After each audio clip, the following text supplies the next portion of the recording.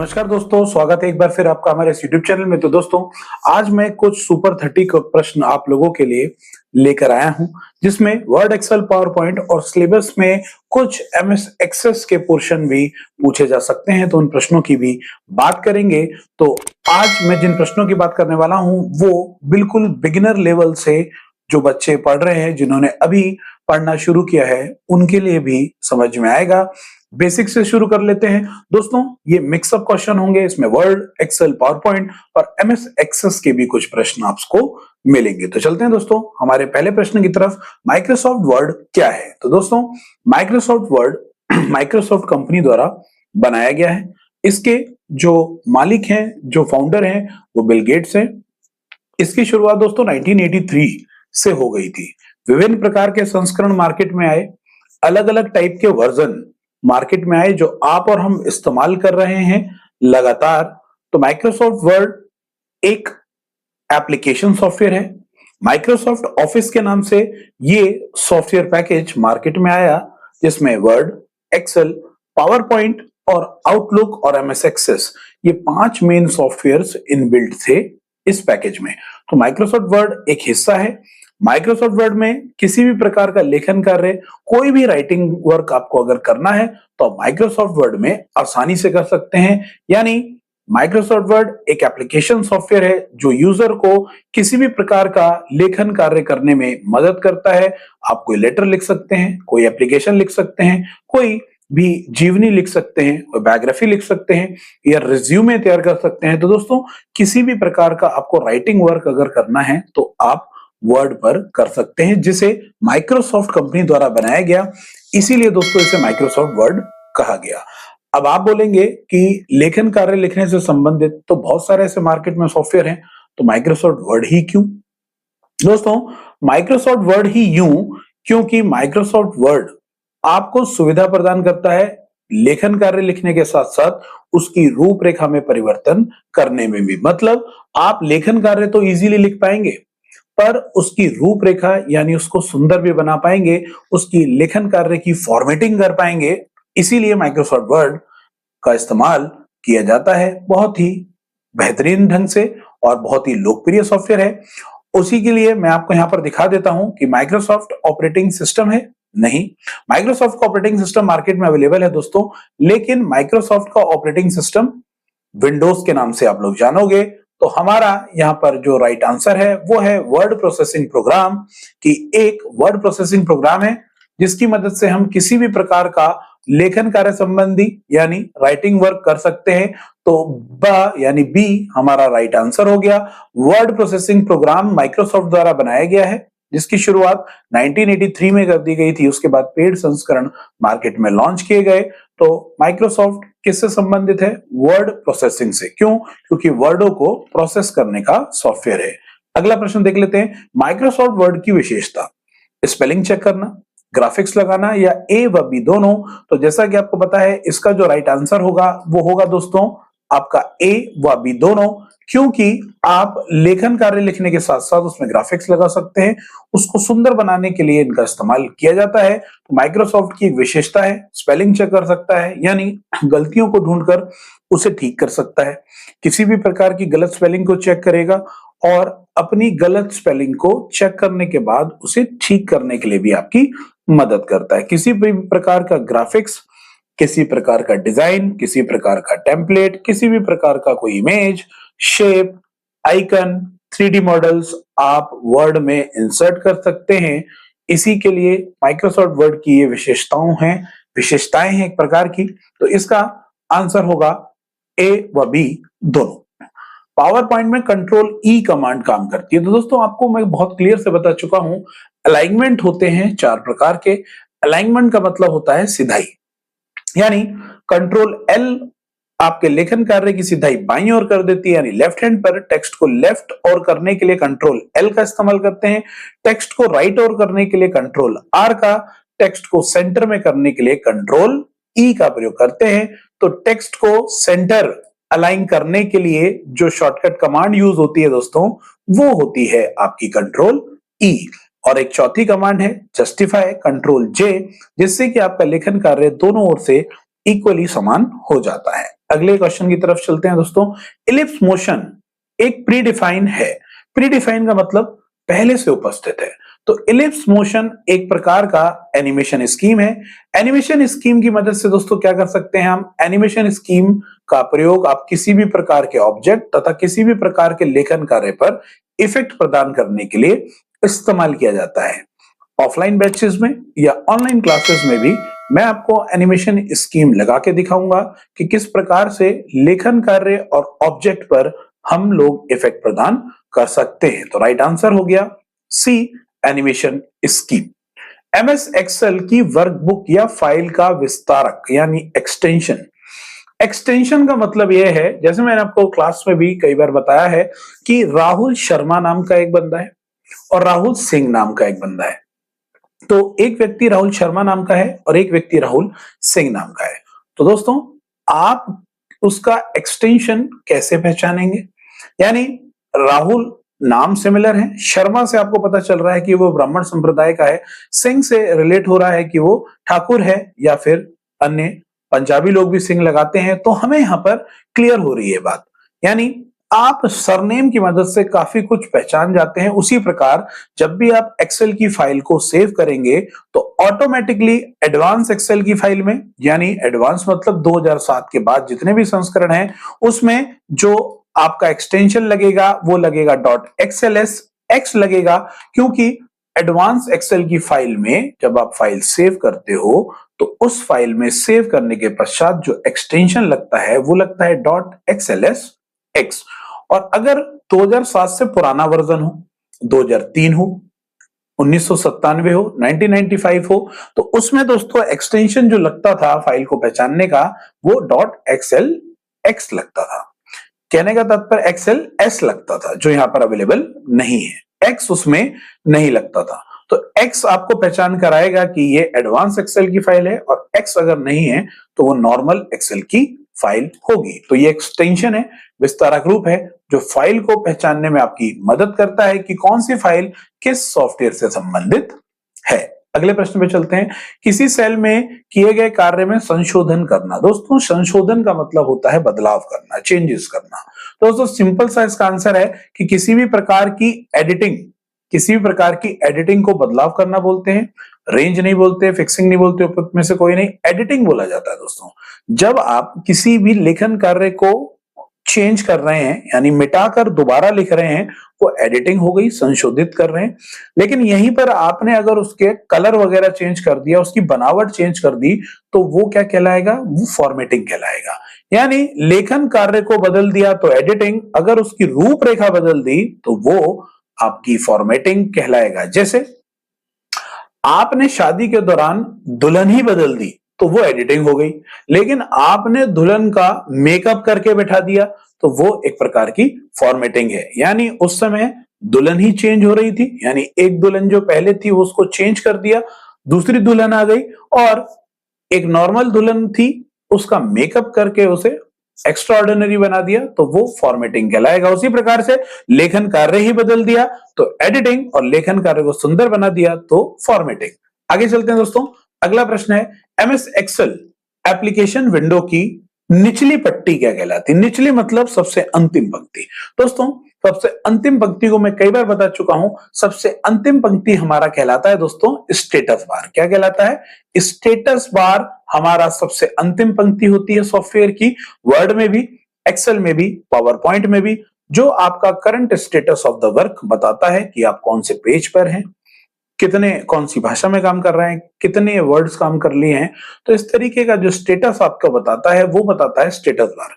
Title bar दोस्तों सबसे top पर होता है, सबसे पहली पंक्ति टाइटल बार होती है सॉफ्टवेयर पर, अंतिम पंक्ति स्टेटस बार। फॉर्मूला बार में फॉर्मूला दिखता है, ये एक्सेल में होते हैं फॉर्मूला बार।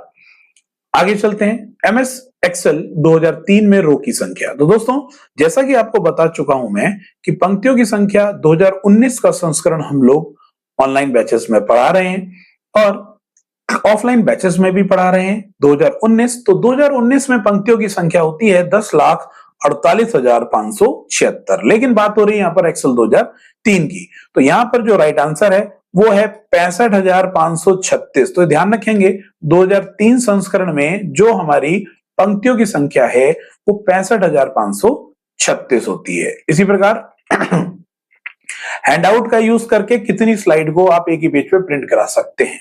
दोस्तों हैंडआउट क्या होता है? प्रिंट के दौरान हैंडआउट का इस्तेमाल किया जाता है, यानी आप अपनी प्रेजेंटेशन बनाने के पश्चात अपने किसी सीनियर को या किसी को दिखाना चाहें कि प्रेजेंटेशन कैसी बनी है, तो आपको अगर एक स्लाइड एक पेज पर प्रिंट करानी हो तो आपके बहुत ज्यादा पेज डिस्टर्ब हो जाएंगे या बहुत ज्यादा पेज वेस्ट हो जाएंगे।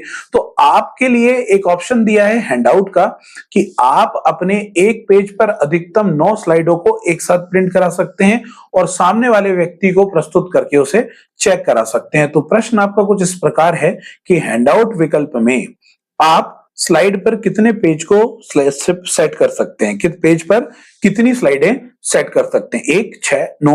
तो दोस्तों आप 1 भी कर सकते हो, 6 भी कर सकते हो, 4 भी कर सकते हो, 2 भी कर सकते हो, आप 9 भी कर सकते हो, आप 8 भी कर सकते हो, डिपेंड करता है आप पर। यानी न्यूनतम 1 और अधिकतम 9 इसकी सीमा होती है। तो उपयुक्त सभी यहाँ पर आंसर होगा, यानी आप सभी प्रकार की जितनी भी ऊपर ऑप्शन दिए हैं सभी स्लाइडों को अपने हैंडआउट में यूज कर सकते हैं। यदि आप स्लाइड के टेबल केवल टेक्स्ट को देखना चाहते हैं तो क्या यूज करेंगे? दोस्तों हमारे पास एक ऑप्शन है आउटलाइन, जो व्यू में आपको मिलेगा। व्यू में आउटलाइन व्यू की मदद से आपकी स्लाइड में जो जो टेक्स्ट लिखा है वो आपको थंबनेल एरिया में प्रदर्शित होता है। स्लाइड पर लिखा गया सभी लेखन कार्य आउटलाइन की मदद से आपको स्क्रीन के बाईं ओर प्रदर्शित होगा। तो इसका राइट आंसर है आउटलाइन। एमएस एक्सेस क्या है? तो दोस्तों एमएस एक्सेस एक रिलेशनल डेटाबेस मैनेजमेंट सिस्टम है, यानी RDBMS. RDBMS MS access Microsoft company का है। दोस्तों डेटाबेस क्रिएट करने के लिए, फॉर्म जनरेट करने के लिए एक्सेस का इस्तेमाल किया जाता है। माइक्रोसॉफ्ट कंपनी द्वारा बनाया गया था। रिलेशन क्रिएट करने के लिए, डेटाबेस को मैनेज करने का एक सॉफ्टवेयर है एमएस एक्सेस, जिसका एक्सटेंशन भी .mdb होता है। फील्ड को यूनिक बनाने के लिए किस की का प्रयोग करेंगे? दोस्तों ये प्रश्न है कंप्यूटर से रिलेटेड। दोस्तों फील्ड को यूनिक बनाना है तो फील्ड को यूनिक बनाने के लिए आप प्राइमरी की का इस्तेमाल करेंगे, यानी प्राइमरी की just like a roll number, यानी ऐसा की जो दूसरे से आइडेंटिकल सेम नहीं हो, वो प्राइमरी की होती है। प्राइमरी की के आधार पर किसी भी डेटा को आसानी से फैच किया जा सकता है, लिया जा सकता है, ढूंढा जा सकता है। प्राइमरी की एक होती है जो सभी की डिफर होती है। तो फील्ड को यूनिक बनाना है, यूनिक बनाने के लिए आप प्राइमरी की का प्रयोग करते हैं। टेबल को निम्न में से किस प्रकार से बनाया जाता है? डिजाइन व्यू के द्वारा, डेटा शीट व्यू के द्वारा, विजार्ड के द्वारा या उपयोग सभी? तो दोस्तों ये तीनों ही ऑप्शन सही है, यानी आप टेबल को डिजाइन व्यू के द्वारा भी बना सकते हैं, बहुत सारे डिजाइन पड़े होते हैं। डेटा शीट में जाकर भी आप क्रिएट कर सकते हैं टेबल्स को। विजार्ड में यानी बहुत सारे पहले से उपस्थित विजार्ड होते हैं, wizard auto content wizard table के डिजाइन होते हैं। तो उपयुक्त सभी इसका राइट आंसर है कि आप टेबल को तीनों में से किसी भी प्रकार से आसानी से बना सकते हैं। एक डेटाबेस टेबल में जानकारी की श्रेणी को कहा जाता है। दोस्तों श्रेणी की जानकारी को कहा जाता है, टपल कहा जाता है, रिकॉर्ड किया जाता है, फील्ड कहा जाता है। दोस्तों डेटाबेस टेबल में जानकारी की श्रेणियों को क्या कहा जाता है? तो टपल भी बोल सकते हैं दोस्तों, रिकॉर्ड भी बोल सकते हैं और आप फील्ड भी बोल सकते हैं। तो उपयुक्त सभी इसका राइट आंसर होगा। एमएस एक्सेस में बनाए गए डेटाबेस का एक्सटेंशन जैसा कि अभी आपको बताया था एमडीबी होता है। एमडीबी मैनेजमेंट डेटाबेस ये विस्तारक रूप है माइक्रोसॉफ्ट एक्सेस का। निम्न में से कौन सा डेटाबेस ऑब्जेक्ट नहीं है? दोस्तों टपल भी है, क्वेरी भी है, रिपोर्ट भी है। जो नहीं है वो है रिलेशनशिप, यानी एमएस एक्सेस में जो इससे रिलेटेड नहीं है वो है डेटाबेस ऑब्जेक्ट नहीं है, वो है आपका रिलेशनशिप। यानी एमएस एक्सेस से प्रश्न है, वो पूछ रहा है डेटाबेस से कौन संबंधित नहीं ऑब्जेक्ट है, वो रिलेशनशिप है। रिकॉर्ड होता है रो में, कॉलम में। रो तथा कॉलम के समूह में ये उपयुक्त में से कोई नहीं। दोस्तों जो रिकॉर्ड होता है वो रो में भी हो सकता है और कॉलम में भी हो सकता है। तो जो इसका राइट आंसर है वो रो व कॉलम का समूह में हमारा जो कंप्लीट रिकॉर्ड होता है वो उपस्थित होता है। केवल कॉलम में भी रिकॉर्ड नहीं हो सकता, केवल पंक्ति में भी रिकॉर्ड नहीं हो सकता। पूरे दोनों के कॉम्बिनेशन से बैलेंस शीट क्रिएट होती है और उसको इनके रो और कॉलम के समूह को बोलते हैं रिकॉर्ड। रिलेशनशिप मॉडल संबंधित है डेटा स्ट्रक्चर तथा डेटा इंटीग्रिटी से, डेटा मैनिपुलेशन से, ए व बी दोनों या उपयुक्त में से कोई नहीं। दोस्तों डेटा स्ट्रक्चर और डेटा इंटीग्रिटी या डेटा मैनिपुलेशन ये रिलेशन के ही उदाहरण है, यानी जब आप डेटा को आपस में रिलेट करोगे तो एक डेटा से दूसरे डेटा पर पहुंचा जाएगा। डेटा की कनेक्टिविटी उसके रिलेशन पर डिपेंड करती है। जैसे किसी के मामा का लड़का, तो मामा रिलेट कर रहे हैं उसके लड़के से, वो आपका भाई हुआ। तो रिलेशन में डेटाबेस स्ट्रक्चर, डेटा का स्ट्रक्चर, डेटा की इंटीग्रिटी और डेटा मैनिपुलेशन ये तीनों ही हैं ऑप्शंस। तो रिलेशनशिप मॉडल में जो संबंधित है वो अ व बी, यानी डेटा स्ट्रक्चर भी है, डेटा इंटीग्रिटी भी है और डेटा मैनिपुलेशन भी है। तो आंसर हो गया आपका सी, अ व बी दोनों। अगले आगे चलते हैं दोस्तों। निम्न में से कौन नेटवर्क डेटाबेस का उदाहरण है? ओरेकल, इंग्रेस, आईडीएमएस या उपयुक्त में से कोई नहीं। दोस्तों नेटवर्क डेटाबेस यानी ओरेकल एक डेटाबेस का बहुत बेहतरीन सॉफ्टवेयर है जो नेटवर्क डेटाबेस पे भी काम करता है, यानी Oracle is the right answer जो नेटवर्क डेटाबेस पर काम करेगा। यदि आप स्लाइड का क्रम बदलना चाहते हैं तो आप इनमें से कौन सा व्यू यूज करेंगे? दोस्तों क्रम चेंज करना है आपको, मैंने कल बताया था स्लाइड शॉर्टर हमारे पास एक व्यू होता है जो आपकी सभी स्लाइडों को एक छोटे रूप में फुल पेज पर सारी स्लाइडें मिनिएचर के रूप में प्रदर्शित होती है, जिसकी मदद से आप अपनी स्लाइडों को ड्रैग एंड ड्रॉप करके उनका ऑर्डर चेंज कर सकते हैं। Slide shorter view power point का एक व्यू है जिसमें आपकी सभी स्लाइडें छोटे रूप में, इट मींस मिनिएचर के रूप में प्रदर्शित होती हैं, जिसकी मदद से आप उनका शीघ्र गति से एडिटिंग, फॉर्मेटिंग तथा ऑर्डर भी रीअरेंज कर सकते हैं। तो राइट आंसर हो गया स्लाइड शॉर्टर। इनमें से कौन सा मेन्यू आपको animation scheme, custom animation, slide animation जैसी सुविधा प्रदान करता है? तो दोस्तों ये ऑप्शन है स्लाइड शो मेन्यू।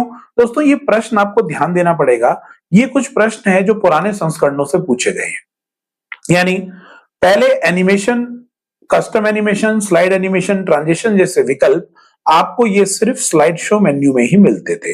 2003 से पूछा गया प्रश्न है दोस्तों, हम 2019 संस्करण पढ़ रहे हैं तो डिफरेंस बताना मेरा काम है। अब 2019 की मैं बात करूं, एनिमेशन का अलग टैब है, ट्रांजिशन का अलग टैब है, स्लाइड शो का अपना अलग टैब है। दोस्तों 2003 में ये तीनों कार्य एक ही मेन्यू से किए जाते थे जिस मेन्यू का नाम है स्लाइड शो मेन्यू। तो इसीलिए इस प्रश्न का जो सही उत्तर है वो स्लाइड शो मेन्यू है। जब आपको इस तरीके का प्रश्न पेपर में मिलता है तो आप कंफ्यूज मत होइएगा, ध्यानपूर्वक पढ़िएगा कि ये तो animation scheme, custom animation, slide transition, ये तीनों ही ऑप्शन एक जगह उठा के रख दिए और पूछ रहा है कौन सी सुविधा प्रदान करता है, ऐसी सुविधा कौन प्रदान करता है।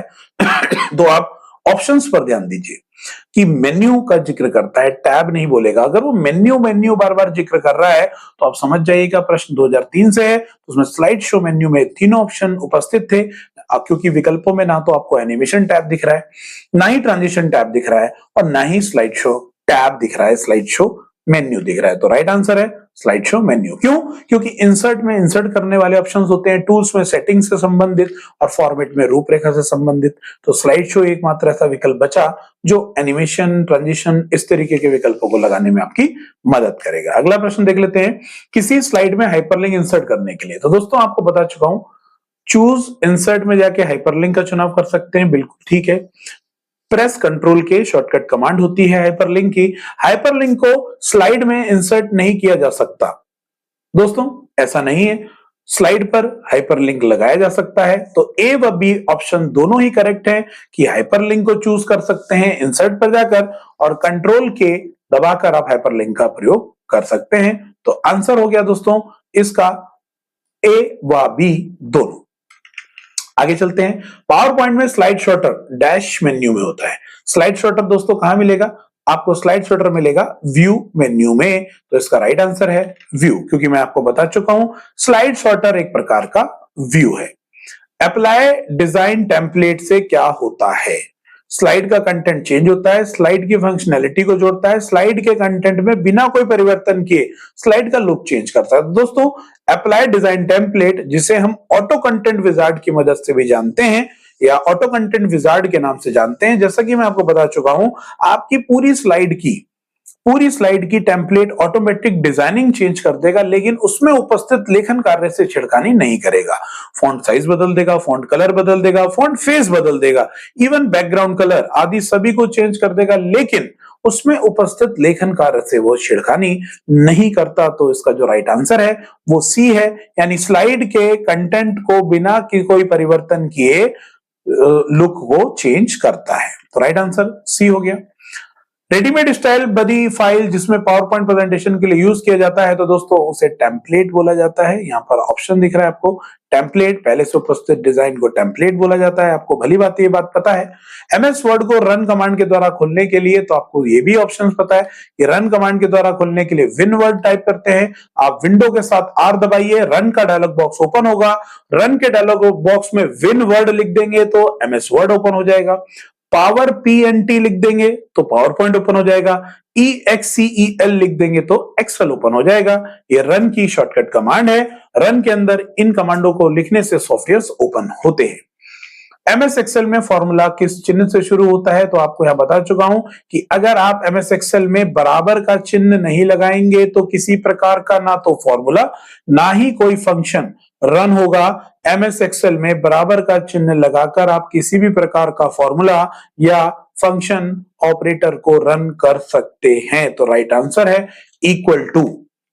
MS वर्ड को ओपन करने के लिए कितनी स्क्रीन दिखाई देती है तो इसका जो राइट आंसर है दोस्तों, ये प्रश्न आपको याद रखना है कि 2 स्क्रीन दिखाई देती हैं, जिसमें एक पेज एरिया होता है और एक में टैब एरिया। एक ऊपर जो टाइटल बार हो गया, आपका रिबन्स हो गए, एक वो एरिया और एक वो एरिया जो डॉक्यूमेंट का एरिया होता है। तो MS वर्ड को ओपन करने पर कितनी स्क्रीन विंडोज दिखाई देती हैं तो उसका आंसर है 2 विंडो दिखाई देती हैं। आगे चलते हैं। MS वर्ड में बनाई गई फाइल को किस नाम से सेव करते हैं तो MS वर्ड की फाइल को डॉक्यूमेंट के नाम से जाना जाता है दोस्तों। पावर पॉइंट की फाइल को किस नाम से जाना जाता है, प्रेजेंटेशन के नाम से।